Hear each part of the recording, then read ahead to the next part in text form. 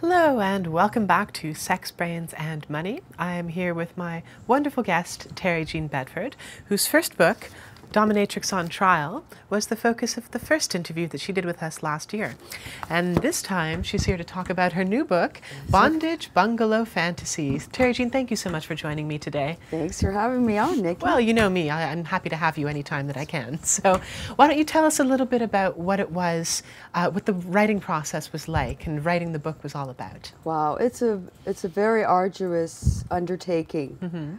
And without the help of editors and others, it would have never come to fruition. But it's quite a learning process, and I really enjoyed it. And Bondage Bungalow Fantasies was conceived while writing Dominatrix on Trial. This is the memoirs, and this is sort of a continuation of the memoirs. When I ran my house in Thornhill, I had people submit letters and scripts that they wanted to act out, and so that's how that all got started. Oh, so it's sort of like a compilation of all the interesting things that clients have written you and sent you over the years, isn't it? Great. Well, it must have brought back a lot of memories for you. Were there any memories that stood out and things that, you know, it inspired in your mind when you were writing it? When you're looking back on the letters and stuff? Yes, it was a wonderful time in my life. It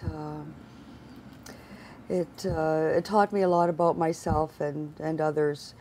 And looking back over the letters, yes, there were some that brought back fond memories, and I guess others that made me wonder, you know, what this person might be up to today, where they could be, because, you know, maybe the letter was so bizarre in context that you wonder what other manifestations may have been going on in that life. But yeah, so I've become very attached to many people. Good. Well, I'm glad that you had a chance to take that trip down memory lane and then put it together for us in a compilation. Well, you said that you'd like to read an excerpt from your book and share that with the audience. Could you do that for us? Sure. Well, Nikki, I guess I had over 300 letters to start with. And we had to break it down into the best of the best. I'm sure it must have been difficult to really narrow them down, eh? We went from 3 down to 2 down to 1. And the one I've chosen to read today is Cook Me. Cook Me? Ooh, well, that's interesting. Let's hear it. Yeah, it's one of the best ones. Let me just put my glasses on here for a minute. Okay. So, this extraordinary fantasy was given to me in my Thornhill house. As you know, Nikki, I don't know if you know, I had another house in downtown Toronto, and some of these letters came from there as well. So this particular fantasy was in my desk, and the police picked it up and showed it to each other, and during the raid, and considered using it as evidence at my trial. So I did not do the car capture part, of course, but I do use all the ingredients mentioned in the letter. Intriguing. So it's Cook Me, and the gentleman goes on to request, I'm playing a little boy walking down the street. You drive up to me, stop, get out, and you put me into the trunk of your car and slam it shut. When you get to your house, you take me down to the dungeon and lock me in a cell. In a few minutes, you bring me cookies and water, which I eat. After I've eaten the cookies, you tell me that they are made from little boys, and describe in detail the preparations involved, describing in general what I will write below.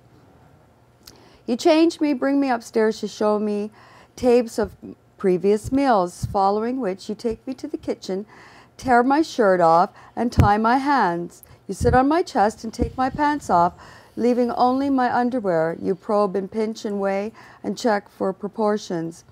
You then take me back into the cell. You moon me as you leave. The phone rings. Your ghoulish neighbor saw you bring me in.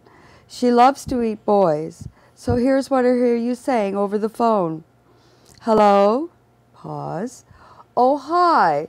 Pause. Just fine. How are you? Pause. Oh, you saw him come in. Ha ha. Of course I'm going to eat him. Don't I always? Pause. You always have a standing ovation. Pause. I'll probably barbecue him tomorrow night. I'll have another guest coming. So he's a bit small. Well, he's about 80 pounds, but for 3 hungry women you need 90. Pause. Yeah, there's a lot of waste, bones, and guts and so on. Pause. I thought I'd start with the garden salad.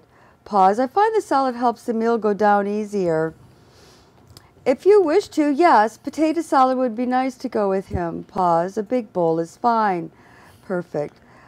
No, I have everything else. I have lots of beer. Pause. That's great. Just bring the potato salad and a big appetite. Come early so we can have cocktails before dinner. You make a second call and invite, and he gives the name my former dom.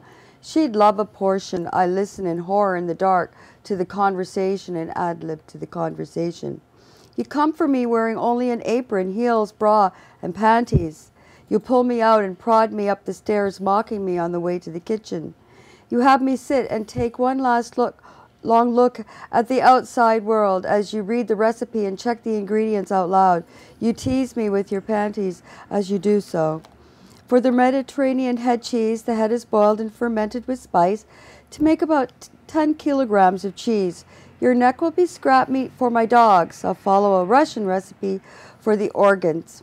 Pickled liver, kidney, hearts, and all other internal organs will also be used as pet food. I'll follow a Persian recipe, and I'll use chest and back meat for ground meatloaf, baked slowly in spice. I'll follow the Montana barbecue recipe for the buttocks. Rump roast, sliced off in one piece, sent to age, and then roast. I'll follow the Greek recipe for the legs, stripping off all meat, marinating it. So let's see, I'll need one boy weighing 90 to 100 pounds, 1 red onion, 1 garlic clove, 1 liter of olive oil, 1 pepper, 500 milliliters of Worcester sauce, 200 grams of salt, 10 pounds of rice for optional stuffing, and 1 liter of hot barbecue sauce, and 1 apple for the boy's mouth to keep him quiet. I roast him on the spit for 3 minutes for each pound, and he weighs to cook rare for 4 minutes per pound for medium. I will keep rotating and brush regularly. You then come to the cell, take me away. I beg and plead. I kiss your feet and legs if that's okay. I get dragged to the barbecue pit table. On the way, you have me stop in the bathroom for one last time. You drag me out, and once at the barbecue pit, I run for the door.